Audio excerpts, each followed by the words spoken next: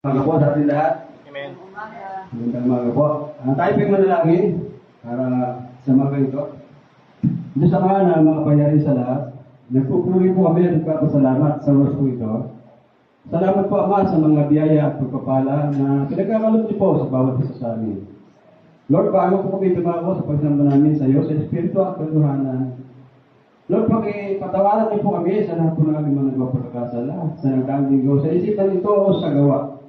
Lord, alam ko po andyan ka sa amin lang tabi. Nawagaway po sa amin sa lahat po namin nagagawa pagkakasala. Alam ko po, napakabuti po sa amin na kami po pinatawad lagi.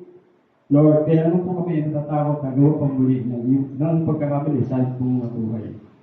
Salamat po sa umagang ito, sa panangkahan namin. Nawa, Lord, lahat ang narito ngayon. Alam ko po na meron po silang pangangailangan sa pag-araw-araw.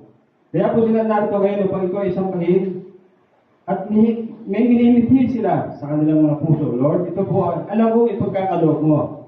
Basta't mananampalataya lang kami sa iyo at ito po ay bibigay. Salamat din po, Ama, sa mga pag-iingat mo sa aming mga trabaho, sa aming paglakad, sa araw-araw namin pinupulitahan. Lord, andiyan ka lagi sa aming tabi, kaya maraming pong salamat, Lord. Ganon din po, Panginoon, ang mga wala pa rito. Lord, dinadalangin ko rin po kanilang mga payapa.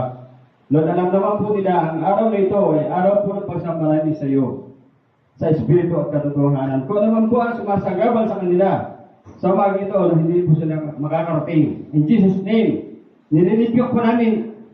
In Jesus' name, Diablo, lumayas ka. Hindi ka namin kailangan. In Jesus' name, sa pangalan ni Jesus, lumayas ka.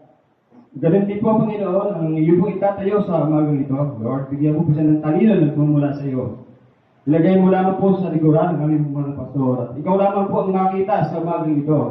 Kung ano man po ang mamutawi sa kanyang mga labi, ito po ay tuloy mo sa bawat isang narito at sa panguhay po namin, sa pang-araw-araw namin pong gawain, Lord. Ganun din po ang kanyang pamilya niya. Hanahan po ang iyong pong pag-iingat sa araw-araw po nilang ginagawa. Salamat po, Ama, sa umagang ito. Sa pangalan po ng Panginoong Jesus, lahat ng sabi na Amen. Okay. Bago po kayo